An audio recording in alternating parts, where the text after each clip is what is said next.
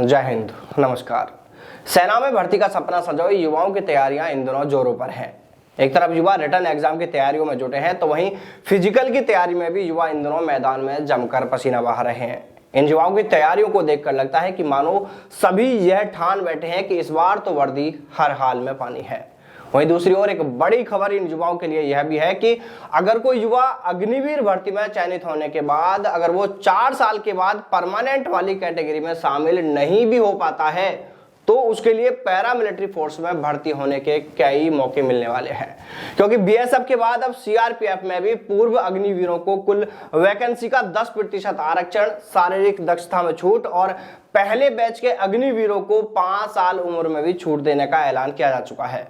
क्योंकि पहले युवाओं के मन में यह सवाल था कि अर्धसैनिक बलों की भर्ती में युवाओं के लिए जो 10% का आरक्षण देने का सरकार ने ऐलान किया है, जो वादा किया है, उसका उन युवाओं को कोई फायदा नहीं मिलने वाला है।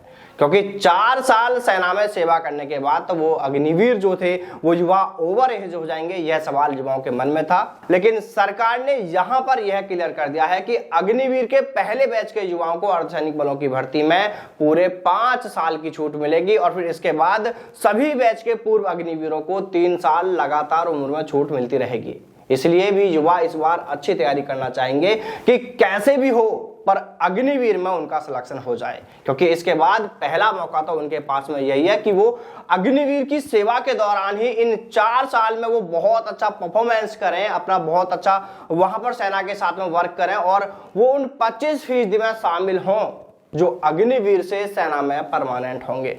अगर किसी कारणवश वो सेना में परमानेंट नहीं भी हो पाते हैं तो भी उनके पास में फिर दूसरे कई और विकल्प हैं, जैसे बीएसएफ, सीआरपीएफ, सीआईएसएफ, यानी पैरामिलिट्री फोर्स ज्वाइन करने के लिए उन्हें और कई मौके मिलने वाले हैं, उन्हें कई छूट दी जा रही है।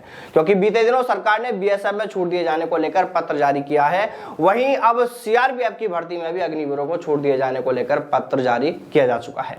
इसलिए जो युवा डिफेंस सेक्टर में जाकर देश सेवा करना चाहते हैं, जिनका सपना है डिफेंस सेक्टर में जाकर देश की सेवा की जाए, जिन्हें वर्दी पाने का जुनून है, एक जिद है, तो वो युवा अपनी अपनी तैयारियों में जुटे रहें। इस तैयारी को आपको रोज बेहतर बनाना है। आप एग्जाम की तैयारी कर रहे हैं तो रोज आपको जो टेस्ट आपके होते हैं उनमें आपका अपना स्कोर रोज बढ़ाना है। वहीं अगर आप दौड़ की तैयारी कर रहे हैं तो दौड़ में भी आपको अपना रोज टाइमिंग कम करना है।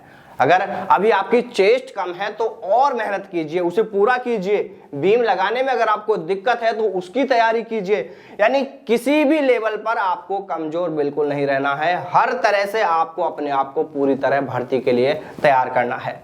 और एक सबसे जरूरी बात, जो युवा एग्जाम की तैयारी कर रहे हैं वो कंप्यूटर पर ऑनलाइन टेस्ट देने का अभ्यास भी शुरू कर दीजिए, क्योंकि इस बार सेना भर्ती में भी पहले ऑनलाइन एग्जाम होना है और आपने कंप्यूटर पर पहले कभी अगर एग्जाम नहीं दिया है तो फिर आपको इस बार दिक्कत कुछ हो सकती है।